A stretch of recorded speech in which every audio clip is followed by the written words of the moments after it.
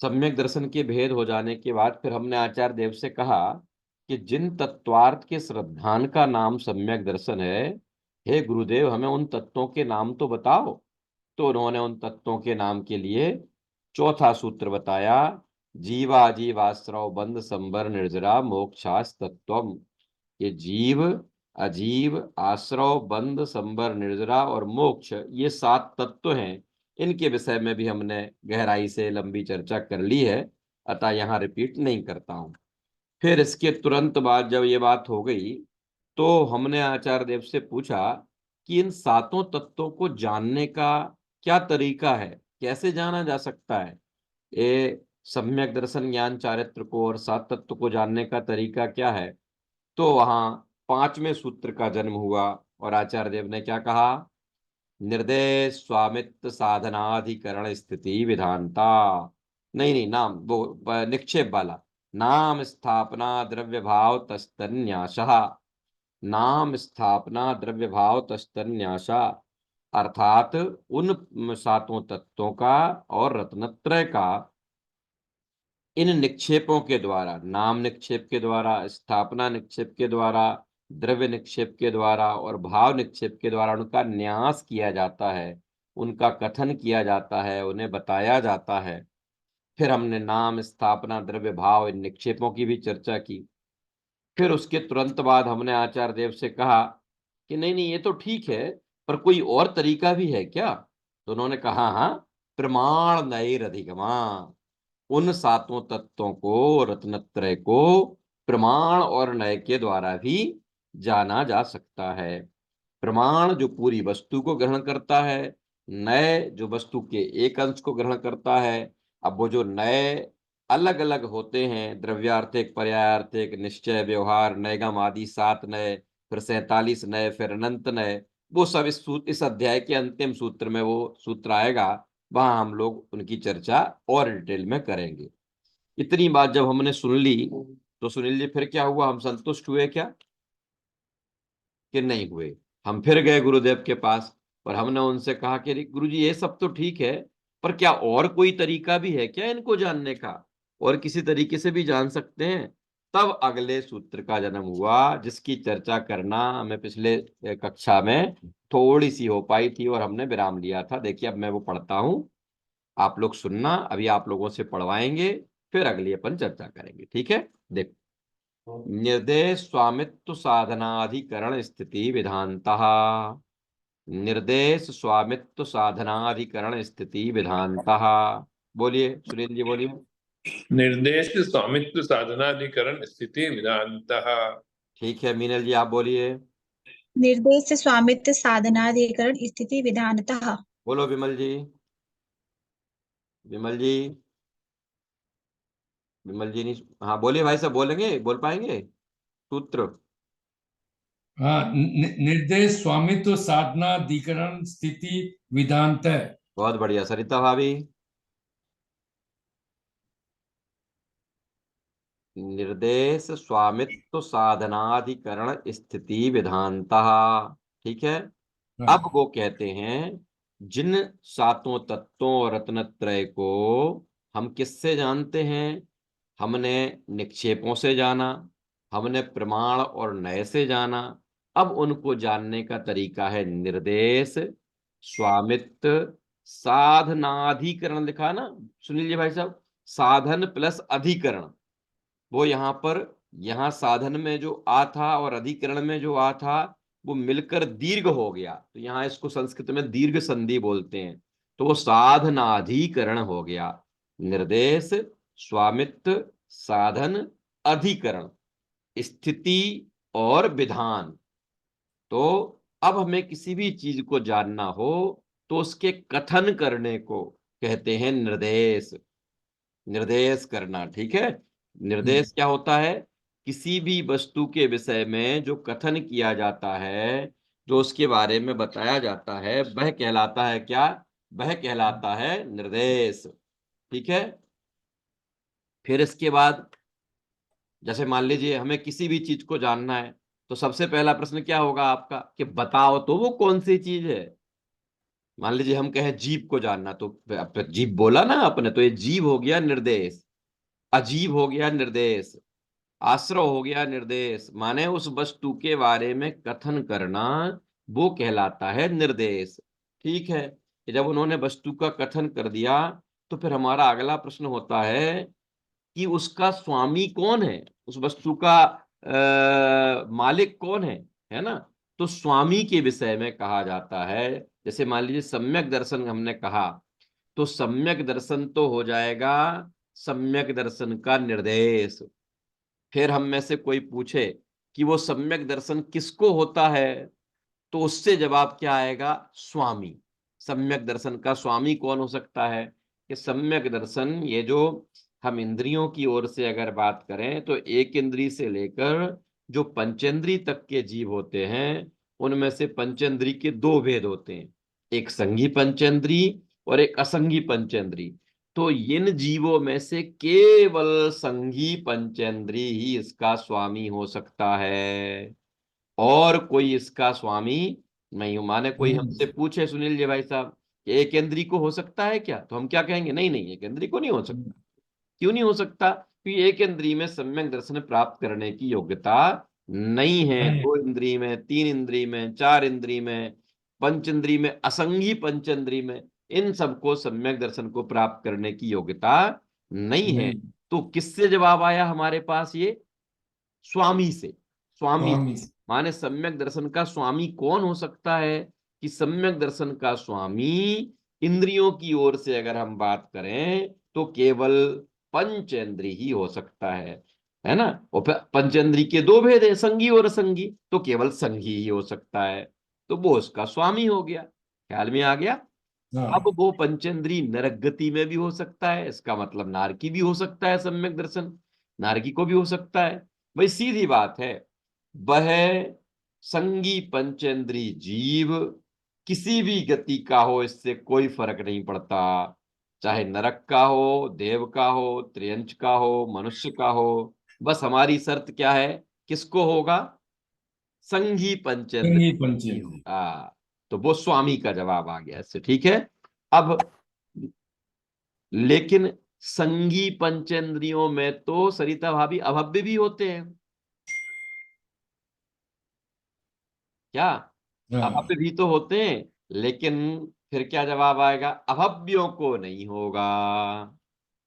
तो तीन चीजें याद रखना, है ना। इंद्रियों की ओर से बात करें तो पंचेंद्री को ही होगा, पंचेंद्री में भी संगी पंचेंद्री को होगा, और जीव के जो भव्य और अभव्य के भेद हैं, उनमें से मात्र भव्य को ही होगा, अन्य किसी को नहीं होगा। ये कहलाएगा सम्यक दर्शन का स्वामित्व। ख्याल में आ गया। सम्यक दर्शन के बारे में हमने कहा, वो हो गया सम्यक दर्शन का निर्देश। ठीक है अर्पिता जी, रश्मि जी। और निर्देश के बाद वह सम्यक दर्शन किनको हो सकता है, कौन उसका स्वामी हो सकता है, ये हो गया स्वामित्व। ठीक है, इससे हम वस्तु के बारे में जानने में और हमको निर्णय हुआ। फिर इसके बाद निर्देश स्वामित्व के बाद अधिकरण, अधिकरण माने आधार, ये कहाँ हो सकता है, कहाँ हो सकता है अगर बात करें तो कहाँ हो सकता है, कि वो जो साधन छूट गया भैया जी। साधन छूट गया, साधन, साधन माने इसके क्या उपाय हैं, किस साधन से हो सकता है। तो साधन के भी दो भेद याद रखना, साधन दो प्रकार का होता है। पिताजी, रश्मि जी, संभव हो तो वीडियो ऑन करें। क्या मिनल जी, कौन से साधन है, दो। एक तो कहलाता है अंतरंग साधन, और एक कहलाता है बहिरंग साधन। ठीक है। सम्यक दर्शन का अंतरंग साधन तो कर्म का उपशम, क्षय या क्षय उपशम है। ठीक है, कर्म का उपशम, क्षय या क्षय उपशम, ये साधन है। और अंतरंग साधन तो कोई भी जीव हो, कोई भी का मतलब किसी भी गति का जीव हो। विमल जी, मनुष्य गति के जीव को सम्यक दर्शन होगा, तो अगर औपसमिक सम्यक दर्शन होगा, तो उसके दर्शन मोहनी का और अनंतानुबंधी चतुष्का उपशम होगा। अच्छा चलो कोई बात नहीं। और अगर नरक गति का होगा तो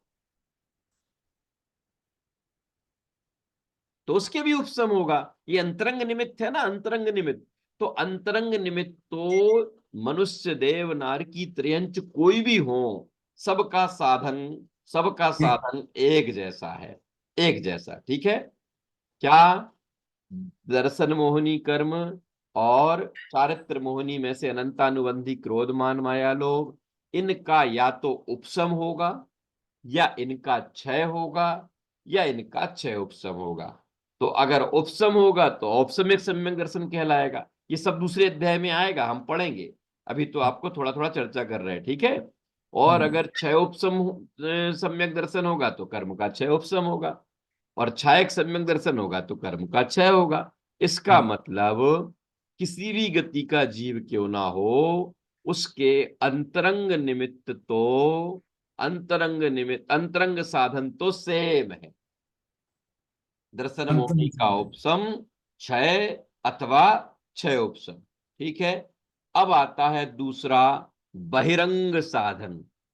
बहिरंग साधन जो है वो सभी गतियों के जीव के अलग अलग है, अलग अलग। अलग अलग है। देखो, अब अपन इतनी डिटेल में चर्चा नहीं करेंगे, थोड़ा थोड़ा बताते चलते हैं, क्योंकि मुझे अभी कुछ कल ही निर्देश मिला है कि आपकी कक्षा स्लो चल रही है। तो मैंने कहा पाठ्यक्रम की ओर से भी आगे बढ़ना है, तो इतना बस पता लग जाए कि हाँ हाँ ये कुछ होता है। फिर कभी अवसर मिलेगा तो इसकी और डिटेल में बात करेंगे। माने एक तो जब यह जीव यहां से नरक गति में चला जाए और उस नरक गति में सम्यक दर्शन प्राप्त करना हो, तो कैसे हो सकता है कि वहां उसको बहुत तीव्र वेदना हो शरीर पर। नरक गति में ऐसे प्रतिकूल निमित्त बनते हैं ना, तो उस वेदना के कारण से उसे अपना पिछला भाव याद आ जाए। और क्या याद आए कि अरे हम तो वहां बैठते थे और हमने तो ऐसा अपने स्वरूप की चर्चा सुनी है, मैं तो जानने देखने वाला हूं। तो जो काम उसका यहाँ मनुष्य गति में रह गया था, वो काम वो वहां कर सकता है। किससे? जाति स्मरण से हो सकता है, वेदना से हो सकता है। देव गति के देव हैं, पंच कल्याणक कहीं हो रहा था, वहां माने किसी तीर्थंकर के कल्याणक का काल था, वो वहां पर उनके कल्याणक को मनाने गए, और वहां पहुंचते ही उस कल्याणक को देखकर उन्हें सम्यक की प्राप्ति हो गई। समझ में आ गया? इसका मतलब देव दर्शन से हो सकता है, जाति स्मरण से हो सकता है, वेदना से हो सकता है। ऐसा अलग अलग गतियों की ओर से अगर हम विचार करते हैं, तो अलग अलग स्थानों पर अलग अलग साधनों से सम्यक दर्शन होता है। लेकिन चाहे जाति स्मरण से हो, चाहे वेदना से हो, चाहे देव दर्शन से हो, चाहे पंच कल्याणक का आयोजन से हो, इन सब में अंतरंग निमित्त तो एक ही, तीन ही। एक ही रहेगा। अंतरंग साधन तो वही रहेगा। कौन सा? या तो कर्म का उपशम, या कर्म का क्षय उपशम, या कर्म का क्षय। ठीक है। इस तरीके से रत्नत्रय का क्या हो गया। अभी अपन सम्यक दर्शन पर घटित कर रहे हैं, यही सब चीजें सम्यक ज्ञान पर लगा लेना। सम्यक ज्ञान का हमने कथन किया तो ये हो गया सम्यक ज्ञान का निर्देश। ठीक है। फिर निर्देश के बाद सम्यक ज्ञान किसको हो सकता है, ये हो गया उसका स्वामित्व। सम्यक ज्ञान किस साधन से होता है, ये उसका हो जाएगा साधन। समझ गए? माने सम्यक दर्शन में, सम्यक ज्ञान में, सम्यक चारित्र में, फिर उन सात तत्वों में जीव अजीव आश्रव बंध संबर, इन सब में ये सारे अनुयोग लागू पड़ेंगे। सब में ये तो आपको वस्तु का बहुत गहराई से निर्णय हो जाए, इसके लिए इतने साधन बता रहे हैं। और अभी भी पूरे नहीं हुए, अभी अगले सूत्र में जो बताएंगे वो भी हैं, है ना, उनसे भी जाना जा सकता है। ऐसा है भैया। चलो, निर्देश हो गया सुनील जी भाई साहब, निर्देश हो गया, स्वामित्व हो गया, साधन हो गया। साधन के बाद आता है अधिकरण। हाँ, किसी कोई हैंड रेज कर रहा है, रश्मि जी बोलिए। रश्मि जी, वीडियो ऑन करके कोई प्रश्न है क्या आपका? हैंड रेज हो रहा है, चलिए, बोल हो प्रश्न तो पूछ लेना। चलिए, अधिकरण का मतलब क्या है?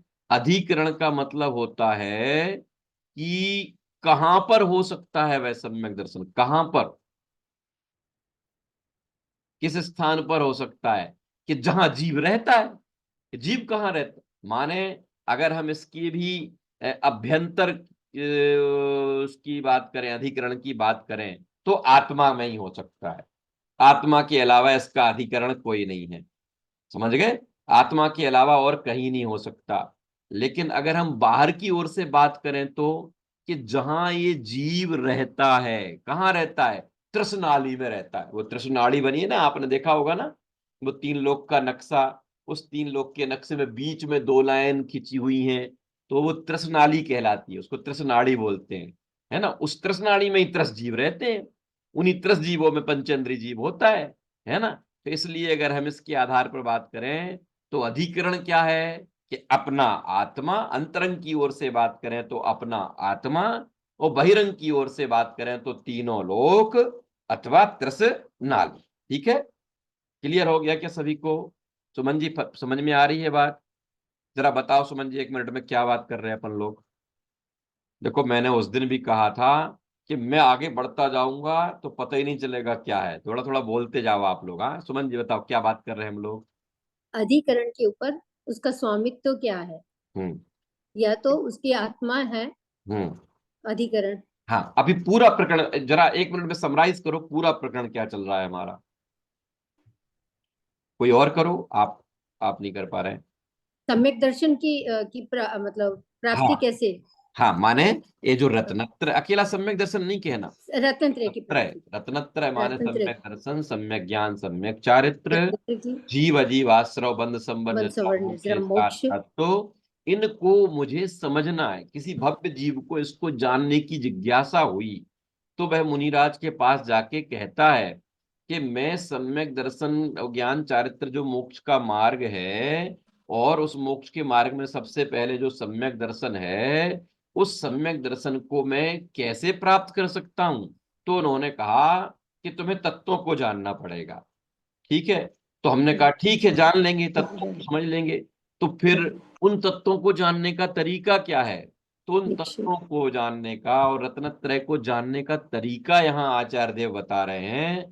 पहले तो उन्होंने 4 निक्षेप बताए, निक्षेप बताने के बाद उन्होंने प्रमाण और न्याय बताया, और अब तीसरे सूत्र बता रहे हैं कि सम्यक दर्शन के बारे में जानने के लिए पहले उसका निर्देश होगा, है ना। निर्देश के बाद फिर उसका स्वामी कौन हो सकता है ये बताया जाएगा, साधना, स्वामी के बाद फिर उसका साधन क्या हो सकता है ये बताएंगे, फिर किस फिर अधिकरण। आधार से होगा, किसको हो सकता है, किस अधिकरण पर होगा। तो कहा कि मेरे जीव, जीव को ही होगा, जीव के अलावा ना अजीब को हो सकता है, ना अन्य किसी को हो सकता है ना, अजीब को तो नहीं हो सकता। तो जीव आधार हो गया इसका सम्यक दर्शन का। ठीक है, फिर हमारा अगला, जी।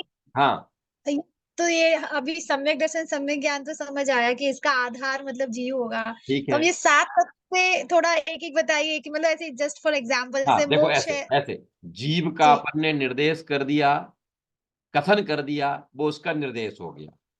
जीव का स्वामित्व के जीव ही, जीव उसका स्वामित्व हो गया, है ना।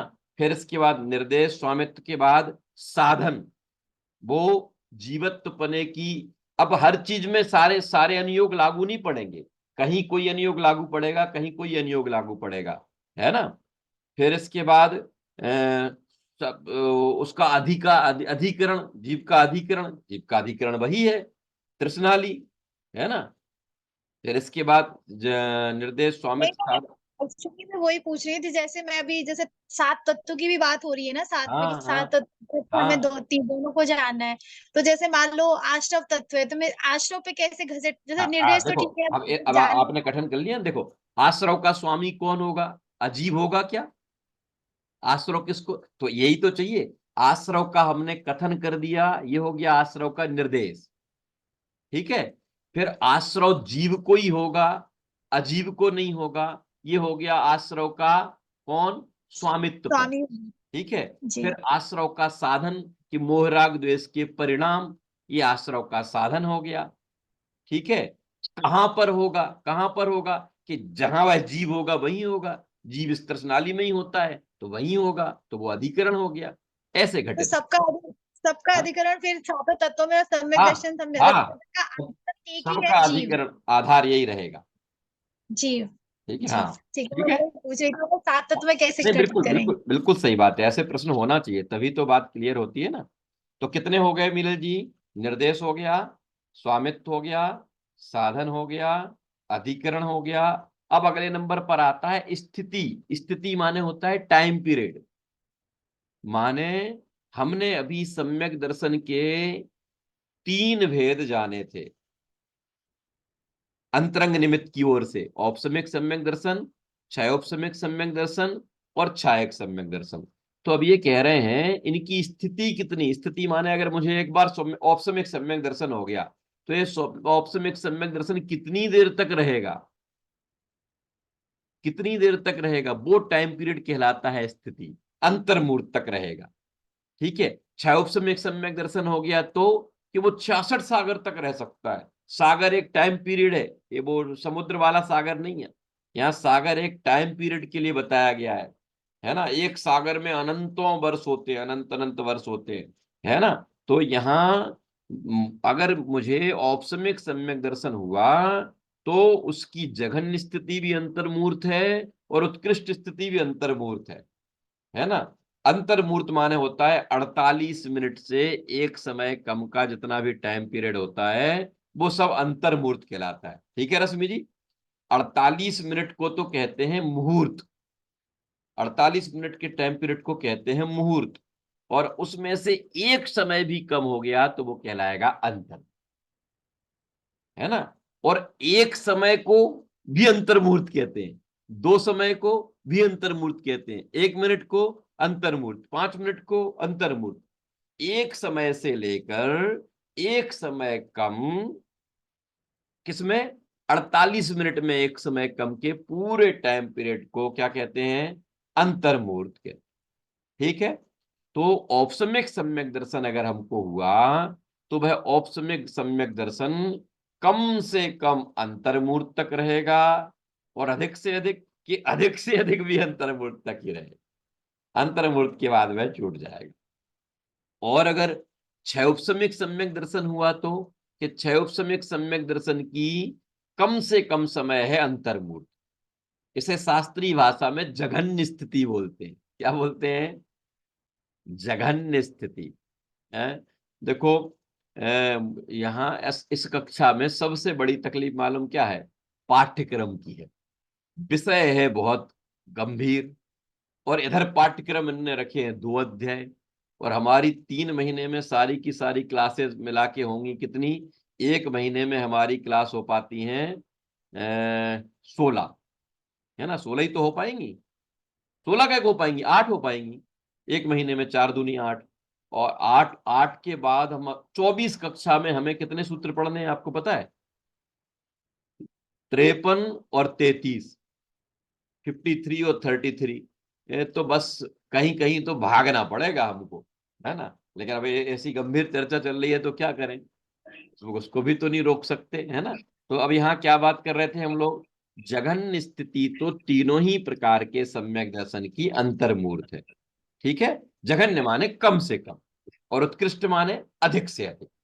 जघन्य माने कम से कम और उत्कृष्ट माने अधिक से अधिक। तो औपसम्यक सम्यक दर्शन की तो जघन्य और उत्कृष्ट दोनों ही कितनी है? अंतर्मूर्त। और अगर छायोपसम्यक सम्यक दर्शन हुआ विमल जी भाई साहब तो कि उसकी जघन्य स्थिति है अंतर्मूर्त, और उत्कृष्ट स्थिति होती है 66 सागर, 66 सागर। ठीक है, 1 सागर, 2 सागर, 3 सागर। देवगति की उत्कृष्ट आयु होती है 33 सागर, है ना। जो हमारे सरवार सिद्धि आदि विमान है ना, इन विमानों में 33 सागर की आयु होती है। और नरक गति के नार, साथ में नरक पृथ्वी के नारकी की, उसकी भी 33 सागर होती है ना। उत्कृष्ट स्थिति, उत्कृष्ट।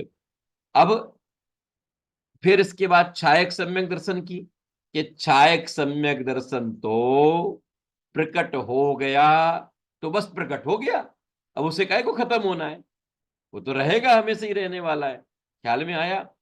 और मध्यम स्थिति कितनी होती है? कि जघन्य और उत्कृष्ट के बीच का जितना काल है वो सब मध्यम हो जाएगा। तीनों के लिए लगा लेना। ठीक है, तो कितनी चीजें हो गई? निर्देश हो गया, स्वामी हो गया, साधन हो गया, ठीक है, अधिकरण हो गया, स्थिति हो गया। अब अंतिम चीज आती विधान। विधान को आप समझ लीजिए प्रकार। विधान को क्या कह सकते, कितने प्रकार का होता है, टाइप्स जैसे हम लोग कह सकते हैं, कितने, वो सम्यक दर्शन कितने टाइप का होता है। तो वहां उन्होंने बताया सम्यक दर्शन के 3 टाइप, 3 प्रकार का हो सकता है। अभी बता ही रहे, हम लोग बात कर ही रहे हैं। औपसम्यक सम्यक दर्शन, छायोपसम्यक सम्यक दर्शन और छायक सम्यक दर्शन।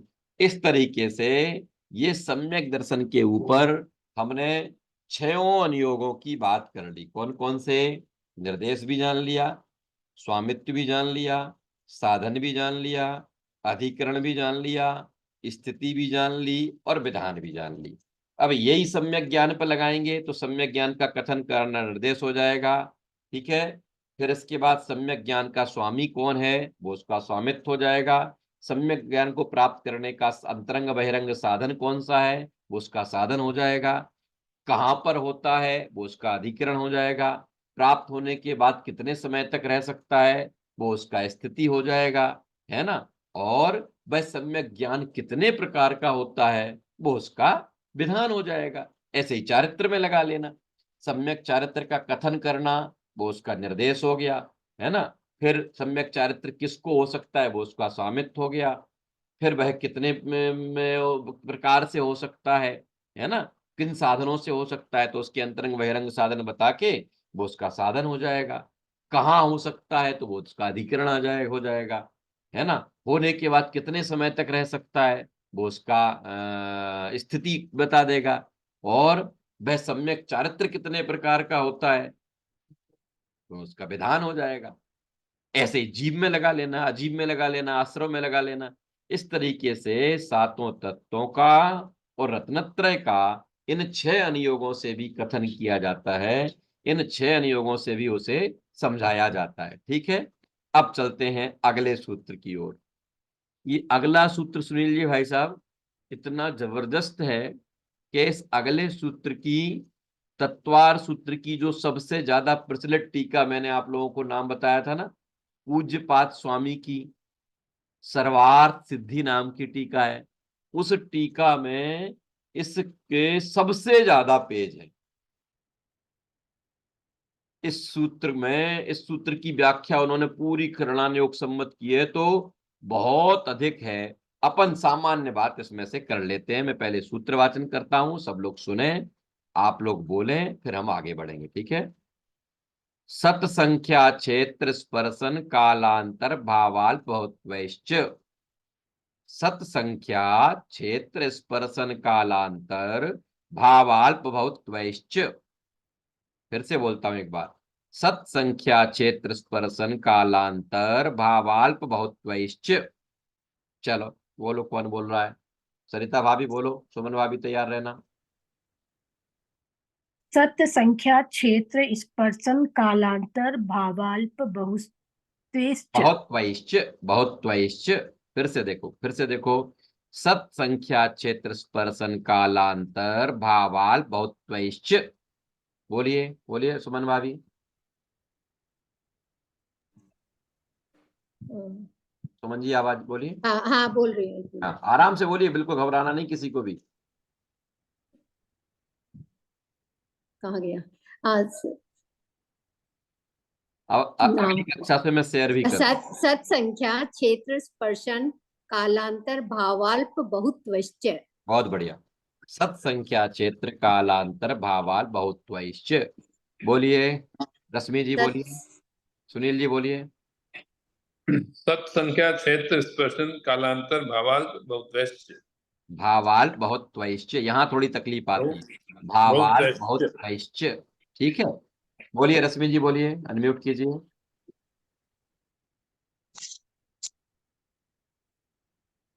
अनम्यूट नहीं हो पा रहे, चलिए कोई बात नहीं। देखिए अब इसको संधि विच्छेद करते हैं। सत संख्या क्षेत्र स्पर्शन, यहां तक कोई दिक्कत नहीं। सत अलग हो गया, संख्या अलग हो गया, क्षेत्र अलग हो गया, स्पर्शन अलग हो गया। अब कालांतर लिखा है ना, जो कालांतर, यहां भी वही साधनाधिकरण, वहां जैसा दीर्घ संधि हुई थी ना, ऐसे यहां भी दीर्घ संधि होगी। काल और अंतर, तो ला में भी आ है और अंतर में अभी आ है, तो ये दोनों मिलके बड़ा आ हो गया। ठीक है, पूछूंगा अगली बार दीर्घ संधि क्या होती है, हैं? जब छोटे स्वर और स्वर मिलकर बड़े स्वर में परिवर्तित हो जाते हैं तो वो दीर्घ संधि कहलाती है। आ, ई, ऊ और ऋषि वाला री, इन चार के सामने अगर आ, ई, ऊ, री इनमें से कोई भी आ जाए तो पहला वाला जो होता है वो दीर्घ हो जाता है, बड़ा हो जाता है, वो कहलाती है दीर्घ संधि। तो कालांत, काल और अंतर मिलल जी का दिमाग खराब हो रहा है। काल और अंतर है ना, काल, काल और अंतर में, काल में ला था ना, तो ला में ऑलरेडी आ है, तभी तो हम उसका उच्चारण कर पा रहे। किसी भी व्यंजन का उच्चारण बिना स्वर के नहीं हो सकता। स्वर, जब तक स्वर उसमें नहीं मिलता तब तक उसका उच्चारण नहीं होता।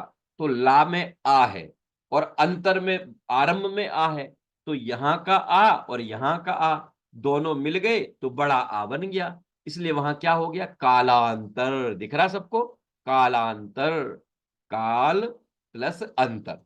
ठीक है, काल प्लस अंतर। फिर भाव और अल्प, यहां भी सेम टू सेम, भाव और अल्प, भावाल्प हो गया। ख्याल में आ रहा है, कुछ समझ में आ रहा? देखो भैया, हम तत्वार सूत्र पढ़ रहे हैं, संस्कृत के सूत्र पढ़ रहे हैं, तो थोड़ा थोड़ा तो जान जाए, पूरा नहीं जानो, लेकिन जहां मौका लगता है ना वहां पता लग जाए ना आपको। भाव और अल्प दोनों मिल गए तो क्या बन गया, भावाल्प। यहां भी दीर्घ संधि हो गई। ठीक है, फिर अल्प के बाद बहुत्व, बहुत्व। ठीक है, बहुत्वैश्च, तो ये जो बहुत्वई हो गया ना, ये, अब ये बात बताऊंगा तो थोड़ी और ज्यादा कठिन लगेगी। आप लोगों ने बचपन में राम के रूप पढ़े होंगे ना संस्कृत में, रामा रामौ रामः, रामम रामौ रामान, रामेण रामाभ्याम रामही, पढ़ते रामही। तो तृतीया विभक्ति का बहुवचन होता है रामई, तो यहाँ बहुत्वई वही है, बहुत्वई। तो वो जो विसर्ग था ना, दो विसर्ग था, उसके स्थान पर यहां आधा सावन। ठीक है, तो रामई के द्वारा हो, रामई का मतलब होता है रामों के द्वारा, रामेण मतलब होता है एक राम के द्वारा। सुनील जी भाई साहब, रामेण मतलब एक राम के द्वारा, रामाभ्यम माने दो रामों के द्वारा, रामई माने बहुत रामों के द्वारा। ऐसे ही यहां क्या हो गया, बहुत त्वई। इतनी सारी चीजें हैं ना, सत, संख्या, क्षेत्र, स्पर्शन, काल, अंतर, भाव, अल्प, बहुत्व, तो इन सब के द्वारा, चा माने और, चा माने और, क्या मतलब हुआ कि जिन सात तत्वों को और रत्नत्रय को आप चार निक्षेपों से जान रहे थे, ठीक है, प्रमाण और नय से जान रहे थे, फिर किससे जान रहे थे, निर्देश, स्वामित्व, साधन, अधिकरण, स्थिति और विधान, इन छह से जान रहे थे। अब उनको आप इनके द्वारा भी जान सकते हैं। किन किन के द्वारा, सत के द्वारा, संख्या के द्वारा, क्षेत्र के द्वारा, स्पर्शन के द्वारा, काल के द्वारा, फिर अंतर के द्वारा, भाव, अल्प, बहुत, इन सब के द्वारा भी हम उन रत्नत्रय को और किसको, जीवादि तत्वों को जान सकते हैं। अब जानेंगे सत क्या होता है, संख्या क्या होता है, सब पता लगेगा, है ना। जितना जितना समझ में आएगा उतना उतना आनंद आएगा और जिनवाणी पर विश्वास मजबूत होगा, विश्वास मजबूत होगा। ये हम लोगों, देखो अपने जैन दर्शन में ऐसा नहीं कहते हैं कि बस ऐसा है, कहीं कहीं किन्हीं किन्हीं चीजों में तो ऐसा कहना पड़ता है, लेकिन अधिकतर चीजों के लिए हमारे आचार्य देव कहते हैं परीक्षा करके मानना। और परीक्षा करके जो चीज आप समझोगे वो आपकी इतनी मजबूत हो जाएगी कि आप कभी नहीं बोलोगे। अब देखो, अब सबसे पहले इसमें क्या, कितनी चीजें हैं, पहले एक एक करके मिनल जी जरा बोलो, सारी चीजें बोलो कौन कौन सी हैं इस सूत्र में। सत, संख्या, क्षेत्र, स्पर्शन, काल, अंतर, भाव और अल्प बहुत्व। ठीक है, सत हो गया, संख्या हो गया, क्षेत्र हो गया, काल हो गया, अंतर हो गया, भाव हो गया, अल्प बहुत्व हो गया। ठीक है, इन सब के द्वारा भी किसको जानेंगे? रत्नत्रय को जानेंगे। रत्नत्रय में सबसे पहले कौन है?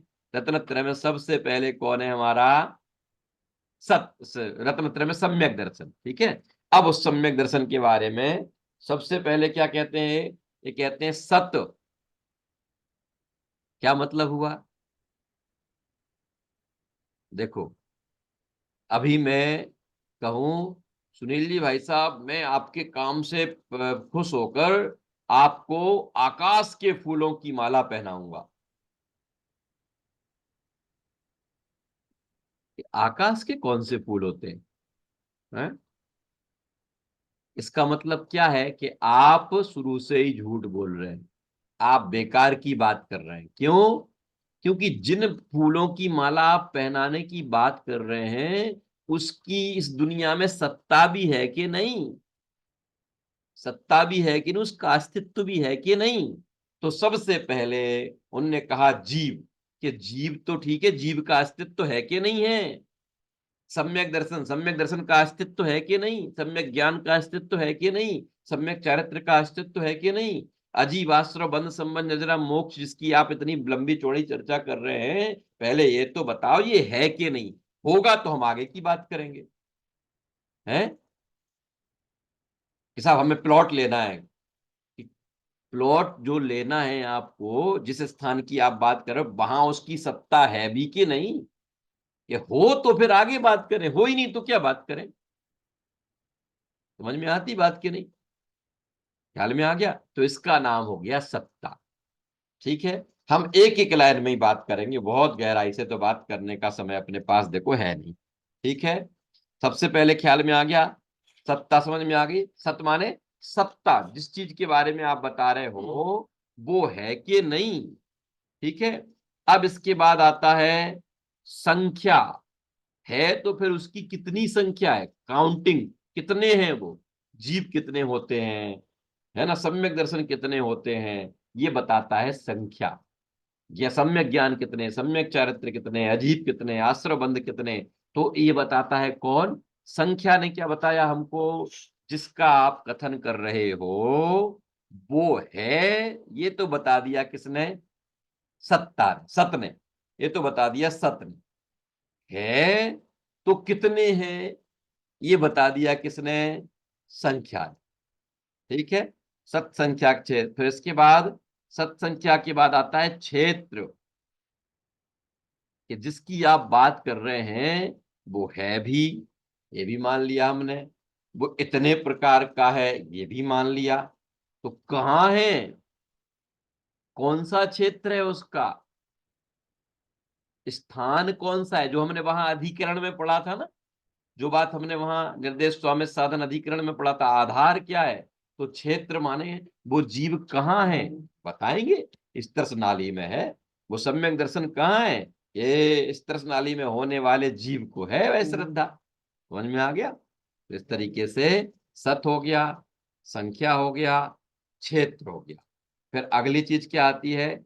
स्पर्शन, माने वस्तु के तीनों कालों का जो रहने का स्थान है वो कहलाता है स्पर्शन।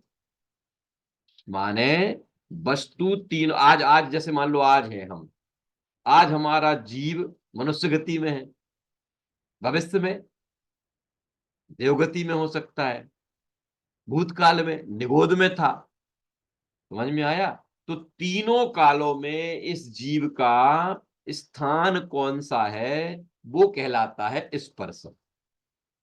ख्याल में आया? जैसे मान लो वर्तमान में कोई मनुष्य जीव का क्षेत्र पूछे, तो हम उसको मनुष्य जहां होता है वो 2.5 दीप बता देंगे। 2.5 दीप के बाहर तो मनुष्य होता नहीं। समझ में आ गया? जीव जो है 2.5 दीप के बाहर तो मनुष्य जा नहीं सकता। तो मनुष्य, क्योंकि वहां 2.5 दीप, तीसरे दीप में मानुषोत्तर पर्वत है ना, उस मानुषोत्तर पर्वत के उस तरफ मनुष्य नहीं जा सकता। तो मनुष्य का क्षेत्र, वर्तमान का क्षेत्र अगर हम बात करेंगे तो मनुष्य का वर्तमान का क्षेत्र 2.5 दीप कहलाएगा। और अगर जीव के क्षेत्र की बात करें तो कि जीव का तो 3 काल संबंधी क्षेत्र की बात करेंगे ना, तो कल तो वो और आगे तक जा सकता है, देवादि बनकर और आगे तक जा सकता है। तो तीनों कालों का जो जीव का क्षेत्र होता है वो कहलाता है स्पर्श। ठीक है, सत हो गया, संख्या हो गया, क्षेत्र हो गया, स्पर्शन हो गया। फिर इसके बाद है जो वस्तु है, वह वस्तु कितने समय तक टिकेगी, कितने समय तक रहेगी, वो कहलाता है उसका काल। समझ में आ गया? जैसे जीव कब से है, अनादिकाल से, कब तक रहेगा, अनंत काल तक। सम्यक दर्शन, सम्यक दर्शन का काल क्या होगा, कि सम्यक दर्शन 3 प्रकार के हैं ना मीनल जी, औपसम्यक सम्यक दर्शन, छायोपसम्यक सम्यक दर्शन, छायक सम्यक दर्शन। सुमन जी, सरिता जी भाभी, समझ में आ गया? तो औपसम्यक सम्यक दर्शन का काल कितना, कि जघन्य से अंतर्मूर्त और उत्कृष्ट से भी अंतर्मूर्त। तो औपसम्यक सम्यक दर्शन अगर होगा तो वो 100% अंतर्मूर्त के बाद, टाइम पीरियड पूरा होने के बाद वो छूट जाएगा, इसका नाम काल हो गया। पंडित जी तो सेम हो गया ना, स्थिति और काल, जो पीछे स्थिति हाँ बताई थी हाँ उस। हाँ हाँ हाँ, हो जाएगा, हो जाएगा, सेम हो जाएंगे, कोई बात नहीं। बहुत सारे निर्देश है ना, किसी चीज को समझाने के निर्देश है, तो स्थिति भी वही बता देती है, काल भी ऐसी। अधिकरण और क्षेत्र भी तो अभी मैंने देखा था, अधिकरण ने भी वही बताया था, क्षेत्र ने भी वही बताया। ठीक है, इनके द्वारा वस्तु को जानने का तरीका है, तो वो कॉमन हो सकते हैं, बस नाम अलग हो सकते हैं, है ना। निर्देश, स्वामित्व, ये क्या है, सत्य, संख्या, क्षेत्र, स्पर्शन, काल। काल समझ गए? छायोपसम्य सम्यक दर्शन का काल अधिकतम 66 सागर तक होगा, 66 सागर के बाद वो छूटेगा। ठीक है, और अगर छायक सम्यक दर्शन है तो जब हुआ तब से लेकर अनंत काल तक रहेगा, तब से लेकर अनंत काल तक, यही उसका काल हो गया। ख्याल में आ रहा कि नहीं? देखो भैया, कठिन तो नहीं हो रहा, कुछ थोड़ा थोड़ा तो पहुंच रहा ना बात।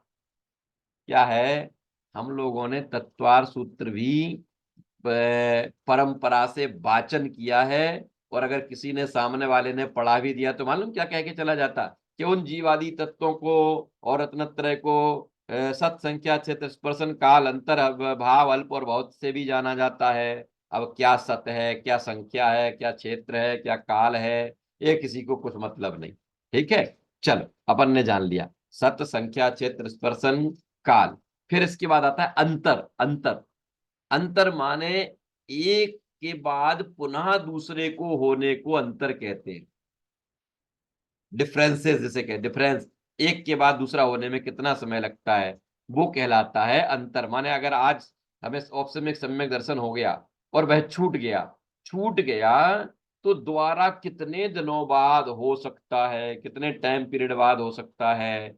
छायोपसम्यक सम्यक दर्शन छूट गया तो कितने काल पीरियड बाद हो सकता है ना। तो ये बीच का अंतर कहलाता है, ये डिफरेंस कहलाता है अंतर। ठीक है, चलो, सत, संख्या, क्षेत्र, स्पर्शन, काल, अंतर। फिर क्या आ गया अब, अंतर के बाद क्या आएगा, काल के बाद अंतर हो गया, फिर अंतिम भाव, आता है अल्प बहुत्व। अल्प पंडित बहुत्व, भाव, भाव हो रहे। भाव रह गया। हाँ, भाव, भाव, भाव में तो वहां उन्होंने ये जो हमारे 3 प्रकार के भाव है ना, औपसम्यक, छायोपसम्यक और छायक, वही भाव, वो जो वहां विधान में थे ना, विधान में 3 थे, वही यहाँ भाव में आ जाएंगे। ठीक है, अब यहाँ अंतिम बचता है अल्प बहुत्व। अल्प बहुत्व में आती है हीनाधिक्त। अब इतनी चीजें हैं ना, इतनी चीजें, इन इतनी चीजों की हर गति की, हर मार्गणा के आधार पर इस सूत्र की टीका में सर्वार सिद्धि आप लोगों के घर हो तो आज देखना जरा, मैं भी यहाँ सामने रखी है मेरे, तो मैं आपको कल बताऊंगा कितने, अभी समय खराब क्यों करें, कितने पेजों में उन्होंने इसमें टीका की है ना। सब की सब बताएंगे, जीव की सत्ता कहाँ कहाँ, कौन से के कितना, फिर कितना क्षेत्र, कितना स्पर्श, कितना काल, कितना अंतर, कितना अल्प बहुत। अल्प बहुत माने हो गई हीन अधिकता। औपसम्यक में कितनी हीन अधिकता की, हीन क्या की अधिकता होती है, औपसम्यक में कैसी हीन अधिकता होती है, छायक में कैसी हीन अधिकता होती है। ठीक है, कम और अधिक। अल्प बहुत, अल्प माने कम, बहुत माने अधिक। वो किसमें कम हीन अधिकता होती है, वो अल्प बहुत कहलाता है। इस तरीके से इस सूत्र तक किसकी चर्चा कर दी? इस सूत्र तक उन्होंने सम्यक दर्शन और 7 तत्वों को जानने के क्या क्या तरीके हो सकते हैं वो सब हमको बता दिया। ठीक है, सम्यक दर्शन का स्वरूप बता दिया और उनको प्राप्त करने का उपाय बता दिया। अब नंबर आता है किसका? ज्ञान का। ज्ञान का तो ये अगला सूत्र सरल है, इसलिए अपन पढ़ लेते हैं, है ना। मति श्रुतावधि मना पर्याय केवलानि ज्ञानम। मति श्रुतावधि मना पर्याय केवलानि ज्ञानम, कि वह ज्ञान 5 प्रकार का होता है। मति ज्ञान, श्रुत ज्ञान, अवधि ज्ञान, मन पर्याय ज्ञान और केवल। ठीक है, फिर से मत, यहां देखो इसको संधि विच्छेद करेंगे तो क्या हो जाएगा? मति श्रुत अवधि, यहां भी वही दीर्घ संधि हो गई, श्रुत और अवधि मिलके श्रुतावधि हो गया। मति श्रुतावधि, मति श्रुत अवधि मन पर्याय और केवल। ठीक है, अब यहां फिर वही बात आई, चारित्राणी वाली बात। चारित्राणी में बहुवचन था, यहाँ केवल ज्ञान तो एक ही होता है, तो केवल ज्ञान में बहुवचन क्यों हो गया? और ज्ञान तो ये 5 हैं, तो ज्ञान में ज्ञानम क्यों हो गया? माने उल्टा कर दिया, यहाँ केवल को तो एक वचन में लेना था और ज्ञान को बहुवचन में लेना था। यहाँ केवलम होना था, वहां ज्ञानानी होना था, लेकिन ऐसा नहीं किया। क्यों? क्योंकि वास्तव में ऐसा है ही नहीं। 5, उन 5 को समेट के संख्या ली है ना, इसलिए बहुवचन कर दिया। 3 से ज्यादा में बहुवचन हो जाता है ना। मति ज्ञान, श्रुत ज्ञान, अवधि ज्ञान, मना पर्याय ज्ञान और केवल ज्ञान, तो ये 5 है ना, इसलिए अंतिम वाले के साथ बहुवचन लगा दिया कि चलो साहब हम आपकी ये बात मान लेते हैं, इसमें बहुवचन लगा दिया। तो फिर ज्ञान में भी तो लगा देते, ज्ञानानी कर देते ना उसको, कि नहीं नहीं ये 5 हैं क्या? ये 5 ज्ञान के ही तो भेद हैं, वो ज्ञान तो एक ही है, वो ज्ञान तो एक ही है, इसलिए उस ज्ञान के आगे एक वचन लगाया। जैसे सम्यक दर्शन ज्ञान चारित्र उनकी संख्या 3 होने से वहां चारित्राणी शब्द आया था, लेकिन उन तीनों के मिलने पर मोक्ष का मार्ग एक ही बनता है, इसलिए वहां मार्गाह में एक वचन आया था। सेम टू सेम स्थिति यहां है। ज्ञानों की संख्या 5 होने से केवलानी हो गया, लेकिन वो है तो ज्ञान के ही भेद ना, इसलिए ज्ञान में एक वचन आ गया। इस तरीके से हमने आज 3-4 सूत्र पढ़े। कल की कक्षा में हम थोड़ा और तेजी से चलने का प्रयास करेंगे, पाठ्यक्रम के साथ साथ विषय को समझेंगे। ठीक है, कल जितना आज विषय हुआ वो आपसे पूछेंगे। आपको कुछ पूछना हो तो आप लोग भी पूछ सकते हैं। तब तक के लिए सभी को जय जैन। मेरी एक दूसरी कक्षा भी होती है तुरंत 4:30 से, उसमें मोक्ष मार्ग प्रकाशक चल रहा है ना, तो वो तुरंत 5 मिनट बाद स्टार्ट।